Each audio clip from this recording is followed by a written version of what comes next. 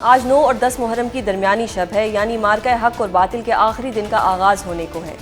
ये वो अजीम दिन है कि जब नवासा रसूल हज़रत इमाम हुसैन रज़ी ताला अन्हो ने अपने पूरे ख़ानदान और साथियों समेत अजीम कुर्बानी देकर अपने नाना के दीन को जालिम और बातिल के नापाक अज़ाइम से हमेशा हमेशा के लिए महफूज बना दिया था। जिस तरह खान वादे रसूल ने यजीद के खिलाफ अलम जहाद बुलंद किया, उसे रहती दुनिया तक याद रखा जाएगा। आशूरा का आगाज़ हो चुका है। दुनिया भर के मुसलमान शहादत इमाम हुसैन अलैहिस्सलाम की याद से सरशार है। इस दिन को मनाने की तमाम तर तैयारियां मुकम्मल हो चुकी हैं। आशूरा के सबसे बड़े इज्तिमाआत ईरान में होते हैं। ईरान और अमरीका की हालिया लड़ाई के बाद अब वहाँ क्या सूरत हाल है, आशूरा की तैयारियाँ क्या, इस सब पर बात करेंगे। हमारे साथ मौजूद हैं ईरानी सहाफ़ी जॉन हुसैन। सर, बहुत शुक्रिया प्रोग्राम में अपना कीमती वक्त देने के लिए। सर, जिस तरह आशूरा है, आज वहाँ पे 9 और 10 की दरमियानी रात है, क्या सूरत हाल है वहाँ पर? क्योंकि रिसेंटली जिस तरह से अटैक किया गया ईरान के ऊपर इसराइल की तरफ से और अमेरिका की तरफ से, उसके बाद क्या लोगों का जज्बा वैसा ही है? जी, आई वुड से जज्बा काफ़ी ज़्यादा बढ़ गया है लोगों का in terms of retaliating to the United States और इसराइल।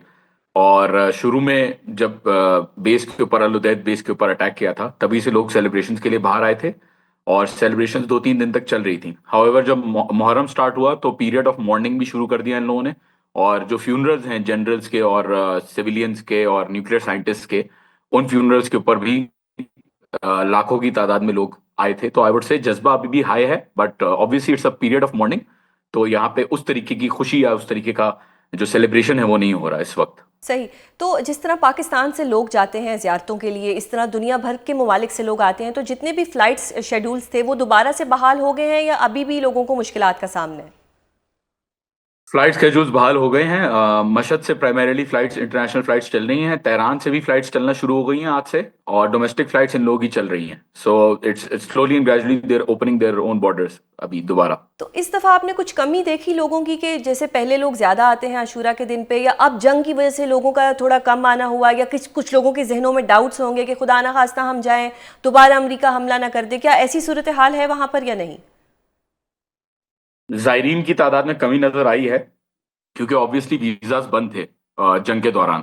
तो जाहिर सी बात है लोग आ नहीं सके। लेकिन जो लोकल ईरानीज हैं उनकी तादाद में आई वुड से ज्यादा इंक्रीज हुआ है, क्योंकि तेहरान में हम लोगों को नजर आता है, क्योंकि टूरिस्ट तो नहीं आते तेहरान की जो इनके प्रोसेशन होते हैं उनमें नहीं आते। तो आई वुड से ईरानियों का जो रद्द-ए-अमल है वो यही रहा है कि वो ज्यादा तादाद में बाहर आए हैं, और जो टूरिस्ट हैं वो इतने नहीं हैं इस वक्त, आई वुड से। सही। तो सर, ये जो वाक़या करबला था उसको हमेशा याद रखा जाता है, और जिस तरह से ईरान ने इस दफ़ा अपने से एक बहुत बड़े दुश्मन को जिस तरह से शिकस्त दी, ये इतना जज्बा, इतनी ताकत ईरान के पास कहाँ से आ गई? क्योंकि यही सोचा जा रहा था कि ईरान एक ना एक पॉइंट पे आके घुटने टेक देगा या ईरान इस तरह से मुकाबला नहीं कर सकेगा, बट जो मिसाल ईरान ने कायम की है, इस सारी सूरत हाल को आप कैसे देखते हैं? देखें, बड़ा मेरे लिए तो बड़ा सिंपल है ये जो जो मैंने देखा है इन लोगों का। The only thing that they stand for, इन्होंने कहा है कि इमाम हुसैन से और वाक़े करबला से ये लोग कहते हैं कि हम सीख रहे हैं और हमें सीखना चाहिए। और दे से दैट वक्त के जो यजीद हैं और वक्त के जो हक है उसके ऊपर खड़ा रहना बहुत ज़रूरी है। तो आई थिंक ये जो हक के लिए परसूट है, या उसकी जो जुस्तजू है, या उसके लिए जो आगे बढ़ना है, उसकी उसकी शिद्दत बहुत ज्यादा है इन लोगों में। और आज का कंपैरिजन वक्त के यजीद का ये लोग अमेरिका और इसराइल को देखते हैं, और जो कैपिटलिस्ट इंपीरियलिस्टिक स्ट्रक्चर बना हुआ है दुनिया में वेस्ट का, उसको ये लोग as a structure of evil देखते हैं। और उसको डिफीट करने के लिए I would say not just the religious people, सिर्फ रिलीजियस लोग ही नहीं बल्कि ईरानी जो नॉर्मल लोग हैं, जो आई वुड से रिफॉर्मिस्ट भी हैं, जो लिबरल्स भी हैं, वो भी इस चीज को बड़ा स्ट्रांगली फील करते हैं कि आज जो इंपीरियल पावर्स हैं उन्होंने दुनिया में जितने भी एक्शंस लिए हैं वो सही नहीं लिए, और ये कब्जा करना सही नहीं है दुनिया में।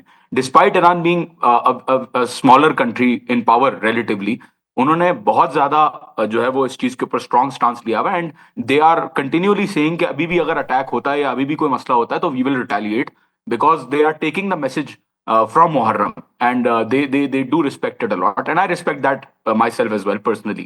सही। तो सर, जो बिल्डिंग्स का नुकसान हुआ या जहाँ पे हमले हुए, उनकी कोई रिकंस्ट्रक्शन हो रही है दोबारा या नहीं? फिलहाल वो सब रोका हुआ है? देखें, मैं एक पॉइंट कहना चाहूंगा यहाँ पे। जो इम्पैक्ट है उसको अगर हम लोग असेस करें, ईरानी जमीन में 1.6 मिलियन स्क्वायर किलोमीटर्स बड़ी है ईरान का जो रकबा है। Israel on the other hand 22,000 kilometre की जमीन है जो ऑक्यूपाई की हुई है। यहाँ पे जब मिसिल जाती है तेल अवीव में, जो मिसिल्स का इम्पैक्ट हुआ है वो 30% से ज्यादा है ऑफ ऑल द तेल अवीव। और ईरान के अंदर, तेहरान के अंदर जो इम्पैक्ट हुआ है इसराइल का, that is merely 5% I would से, because if you compare the geography.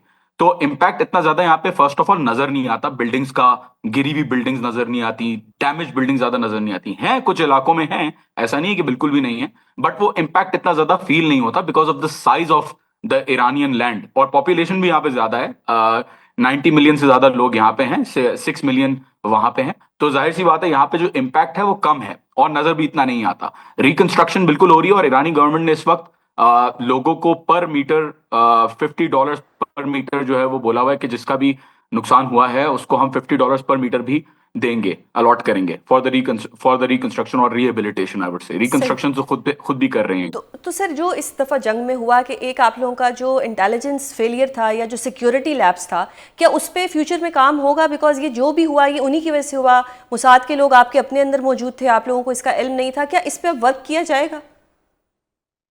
देखिए, जहां भी दुनिया में कॉन्फ्लिक्ट होता है, जहां भी एक्सप्लोजन होता है, जहां भी टेररिज्म होता है, वहां पे इंटेलिजेंस फेलियर ही होता है। It can not be anything else.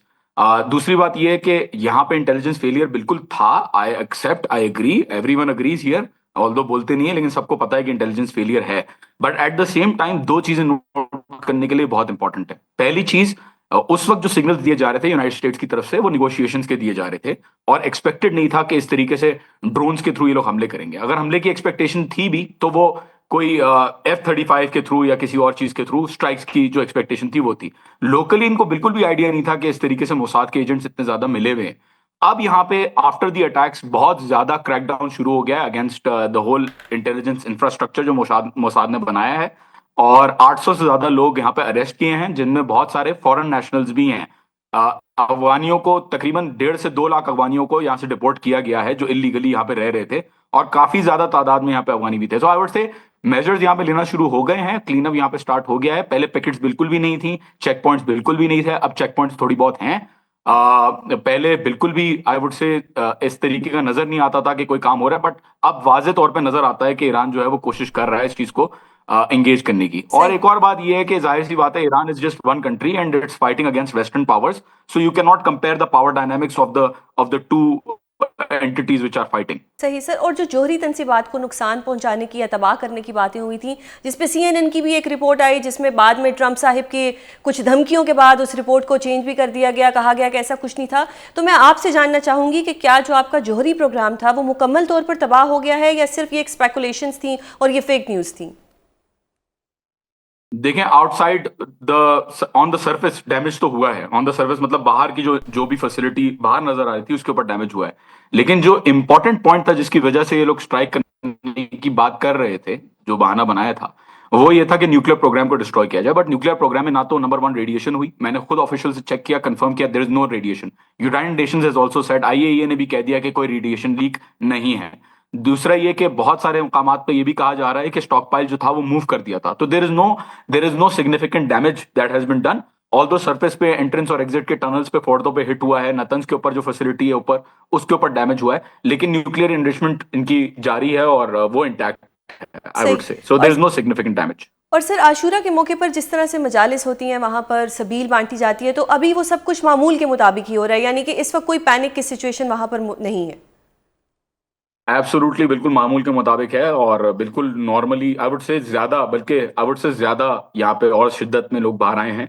जो मैंने शिफ्ट देखा है वो बिल्कुल वाजे है कि लोग जो रिलीजियसली पार्टिसिपेट नहीं करते थे, अब वो और पार्टिसिपेट कर रहे हैं। सो आई वुड सही। से कि शिफ्ट आया है यहाँ पे, मामूल नहीं है बल्कि और ज्यादा हो एक गया एक मैं आपसे आखिरी सवाल करना चाहूंगी जनरल नॉलेज के ऊपर, कि ये कहा जाता है कि अगर किसी का ईरानी वीज़ा जो है वो लग जाए या वो एक दफ़ा ईरान से हो जाए तो फिर उसको अमेरिकन वीज़ा लेने में बहुत मुश्किलात का सामना करना पड़ता है। क्या ये बात दुरुस्त है या ये सिर्फ एक स्पेकुलेशंस है और ये भी सब बिला वजह ऐसी बातें की है। जाती हैं? देखें, मेरे पास 5 साल का यूनाइटेड स्टेट्स का वीजा था, मेरे पास कनाडा का 4 साल का वीजा था। मैं खुद यूनिवर्सिटी भी, मैं यूनिवर्सिटी ऑफ ब्रिटिश कोलंबिया में पढ़ रहा था कनाडा में, तो मेरा वीजा तो बहरहाल लगा हुआ था क्योंकि मैं ईरान तो आना जाना मेरा और ज्यादा फ्रीक्वेंटली था। तो आई वुड से कि बिल्कुल रूमर्स हैं, फेक न्यूज है कि अमेरिका का वीजा लग गया तो ईरान का वीजा नहीं लगेगा। मेरा खुद का वीजा लगा हुआ है, लगा हुआ था, अब एक्सपायर हुआ है, अब दोबारा इज इट लगवाऊंगा या सेफ नहीं टू ये तो नहीं ट्रेवल पता। To Iran but now? अगर कोई पाकिस्तान से जाना चाहे तो is it totally safe to travel? Not just Pakistan, बल्कि बाहर, मेरा दोस्त जर्मनी से अभी अभी आ रहा है, she is taking a flight, it's completely safe. मेरी एक फ्रेंच दोस्त हैं, वो आई हैं यहाँ पे, पढ़ के गई हैं अब जंग से पहले, तो इट्स कम्प्लीटली सेफ। ऐसा नहीं है कि बाहर पाकिस्तानियों का तो आई वुड से और भी ज्यादा सेफ है, क्योंकि पाकिस्तान को बहुत पॉजिटिवली देखा जाता है, बहुत अच्छी तरीके से देखा जाता है। बहुत शुक्रिया सर प्रोग्राम में अपना कीमती वक्त देने के लिए।